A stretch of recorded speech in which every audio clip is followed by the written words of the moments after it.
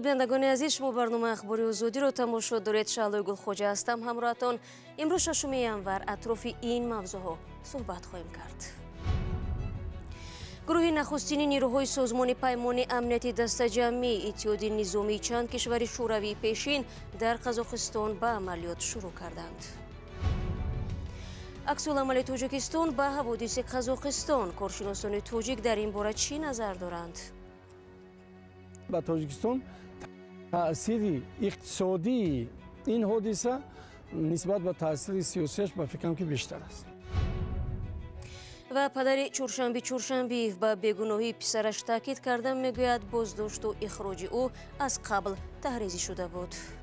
والدین چهارشنبه میگن از احوال پسرشان خبر ندارند و بعد از بازداشت او از سوی مقامات تا حال او را ندیدند. سازمان پایمانی امنیتی دستاجمعی اعلان کرد که تعدادی از سربازان روس را با تقاضای رئیس جمهوری قزاقستان قاسم جمعت توقیف به این کشور فرستاده است تا در آرام کردن اوضاع کمک کنند.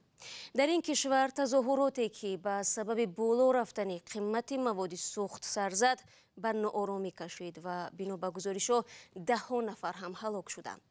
مقامات تاجیکستان نیز گفتند که آماده هستند صدها سرباز کشور را برای به قول مقامات رفع خطر در کشور ازوی پیمان به قزاقستان فرستند.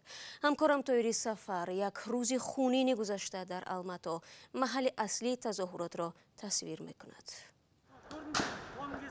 یکی از قربانیان تظاهرات و ناآرامی‌های روز 5 ینور در شهر الماتای قزاقستان، تظاهرات ضد حکومتی در این کشور به خون آلوده شد. معلوم نیست چند نفر کشته شدند، ولی تظاهرگران میگویند هنگام یورش به بنای حکومت الماتا شاهدی هلاکت چندین نفر بودند. امروز حکومت الماتا را گرفتند، جوانان بودند. بسیاری از نیروهای امنیتی لباسهایشان را ماندند و من یکی را گرفتم. وقتی ما به حکومت رفتیم، سربازان تیراندازی را شروع کردند. 5 نفر کشته شدند، 10 نفر زخم برداشتند. 5 адам қайтыс болды. 10 адам жарақат алды. این تظاهرگر عصبانی میگوید که نه 5 نفر بلکه تعدادی زیادتر کشته شدند. در ناآرامی ها صدها نفر زخم برداشتند و یکی از آنها با رادیو آزادی صحبت کرد. اگر خواهید به آنجا روید، در آنجا آدمانی هستند که حالشون از من بدتر است. آنجا روید، بینید چی میگذرد. یک نفر در حال مرگ است.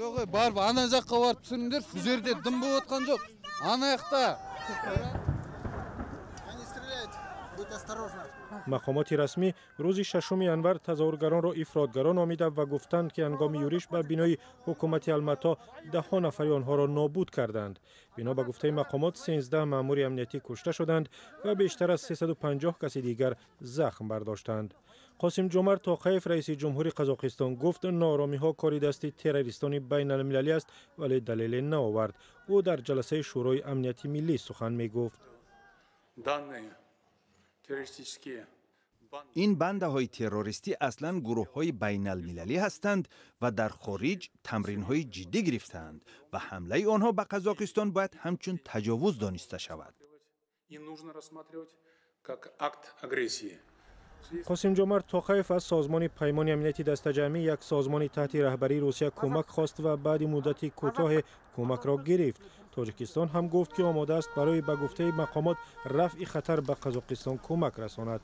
تظاهرات در قزاقستان اول در شمال کشور به سبب بالا رفتن قیمت گاز مایع شد. شعارخوان سیاسی شدند. یک تظاهرگر به رادیو آزادی گفت که چرا به اعتراض پیوسته است. کار نیست، دیگر علاج بغیر از اعتراض نبود. تا کی ما این را طاقت میکنیم؟ این صحنه های روز 5 ینور از شهر الماتا است. تظاهرات شهرهای دیگر از جمله اقتا و ژنازین و ارل را هم تکان داد و مقامات 10 نفر را دستگیر کردند. از بس که اینترنت را در قزاقستان قطع کردند، حالا معلوم نیست که آنجا چی میگذرد.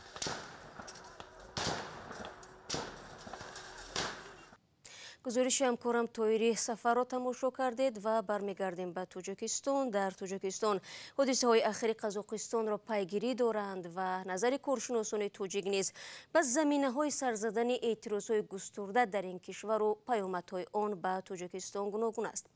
بعضی چنین حادثه ها را مشکلات طولانی جامعه قزاق و تعداد آن را تحریزی شده می دانند. علیشیر ظریفی و براد یوسفی موضوع ادامه میدهند. حوادث اخیر قزاقستان را برخی کارشناسان تاجیک نتیجه مشکلات سالها جمع شده در جامعه این کشور عنوان کردند و قول آنها آغاز اعتراض بر بالا رفتن قیمت گاز این یک سبب ظاهری بود. عبدالمالک قادیروف تحلیلگر مسائل سیاسی بر این است که حالت پیش آمده در قزاقستان برای کشورهای پساشوروی بی تاثیر نمیماند. برای حکومت‌های کشورهای همسایه این باید یک درسی باشد.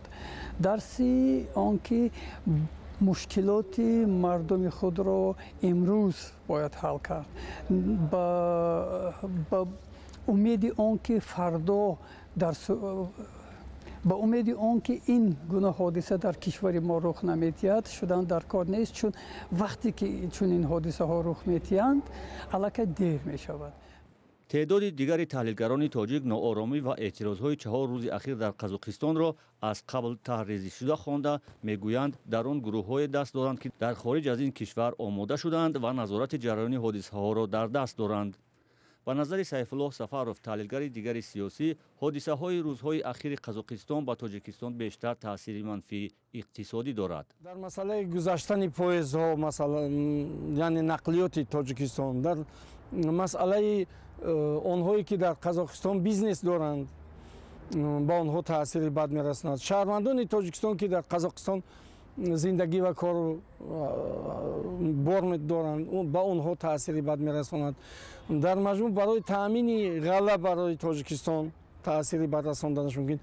در مجموع عموما به تاجیکستان تاثیر اقتصادی این حادثه نسبت به تاثیر سیاسیش به فکرم که بیشتر است.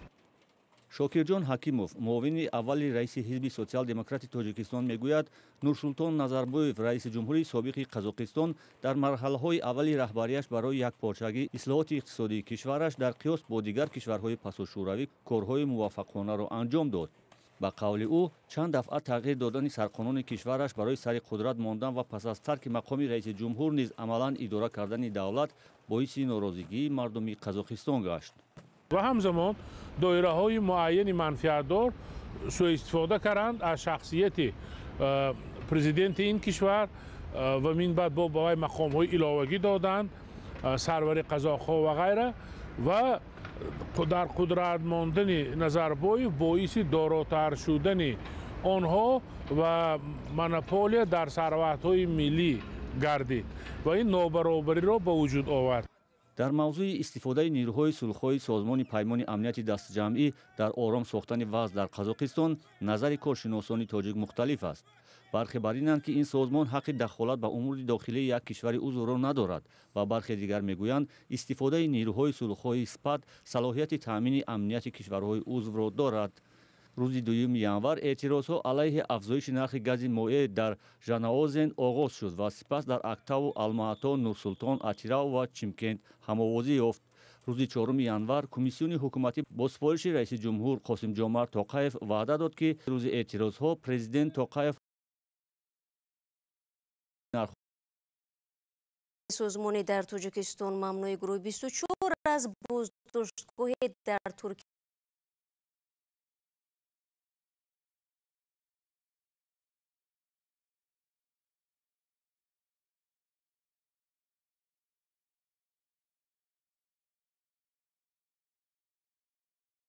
استانبول دستگیر کرده بودند. آن زمان مسئولان سازمان در خارج تخمین می‌زدند که بازداشت با درخواست مقامات تاجیکستان و در رابطه با فعالیت سیاسی و شرکت در حرکت سیاسی گروه 24 صورت گرفته است. مقامات ترکیه علت بازداشت و همین گونه رهایی شریفوف را شرح ندادند. بار دوم است که نسیم شریفوف در ترکیه بازداشت و سپس آزاد می شود. پیش از این ماه مارس سال 2018 شریفوف همراه با سهراب ظفر رهبر گروه 24 در استانبول دستگیر گردیده بود. سلام، اگر خط و خبر میخواهید ما داریم. نوید بامدادی، سرخط خبرها، اخباری تاجیکستان و جهان، گزارش‌ها و تحلیل‌ها. چی می‌گذرد و چرا؟ دانستن فهمیدن است. ضمیمه یا اپ ما را بگیرید. برنامه‌های دوم می‌دیم. والدین چورشنبه چورشنبیف میگویند بازداشت و اخراج پسر آنها از قبل تحریزی شده بود. چورشنبیف که از سال 2016 در روسیه اقامت میکرد، صبح 30 دکبر سال گذشته از این کشور اخراج و در شهر دوشنبه بازداشت شد. مقامات این ورزشگر محاربه‌های آمیخته را به برانگیختن کینه و عداوت ملی و مذهبی و دعوت به سرنگونی حاکمیت متهم می‌کردند. اما والدینش به بیگناهی چورشنبه تاکید کرده میگویند فرزند آنها هیچ وقت کسی را از هم جدا نمی‌کرد. مولا رجب یوسفی با پدر چورشنبه صحبت کرد و این گزارش را فرستاد. عوضخان چورشنبیев، پدر چورشنبه چورشنبیев به سوالهای ما طریق فیسبوک پاسخ داد. پدر چورشنبیев گفت بار اول از دادستانی ولایت مختار کوهستان بدخشان به همسرش زنگ زده درباره دستگیر شدن چورشنبه خبر دادند. با گفته عوضخان چورشنبیев بعد شنیدن خبر بازداشت پسر، مادر چورشنبه از هوش رفت و فشارش بلند شد. دادستانی ناحیه فردوسی بعد قریب یک روز بازداشت چورشنبه قضیه را رسما شرح داد.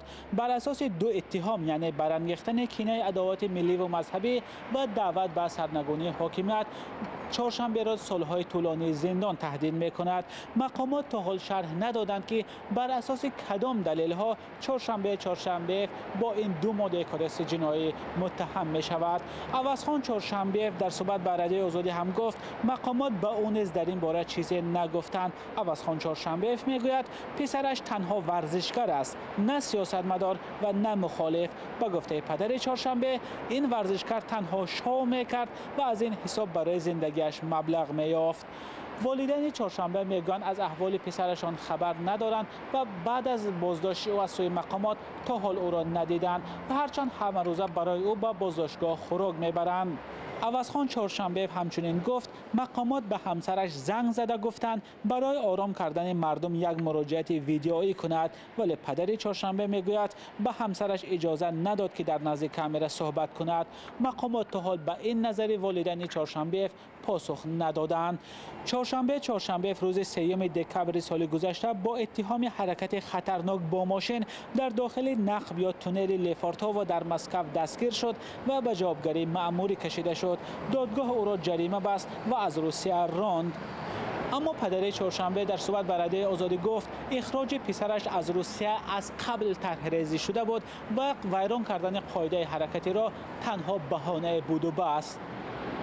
پدر چورشنبه در آخر گفت اگر پسرش حرف نادرستی هم گفته باشد، مقامات با او کارهای فهماندهی می‌گذراندند، نه اینکه از او یک جنایتکار می‌ساختند. قضیه چورشنبه چورشنبیев در شبکه‌های اجتماعی واکنش‌های زیاد را به میان آورد. گروه به خاطر اظهار نظرهای چورشنبیев درباره تاجیکستان و تاجیکستانیان بازداشت او را درست می‌دانند، اما گروه دیگر می‌گویند چورشنبه برای این حرف‌هایش عذر پرسیده بود و برای اظهار عقیده نباید او را زندانی کرد. مولا رجب یوسفی، نگار فضل‌الدین، آزادی دوشنبه. بینندگان عزیز، تفصیلات صحبت با پدر چورشنبیев را میتوانید در وبسایت رادیو آزادی پیدا کنید و یک خبر دیگر نیز داریم. یک گروه 15 نفری دانشجویان افغانستانی دانشگاه‌های تاجیکستان بعد از نیم سال تلاش از طریق ایران وارد تاجیکستان شدند.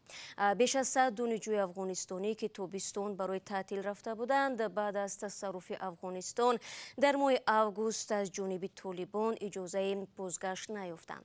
هرچند آنها روادید تحصیل داشتند، ولی برایشان در مارس اجازه عبور به خاک تاجیکستان را ندادند. لایق رسولی، رهبر دانشجویان افغانستانی در تاجیکستان، امروز در صحبت با رادیو آزادی گفت تنها 15 نفر دانشجو از طریق ایران هفته گذشته به تاجیکستان آمدند.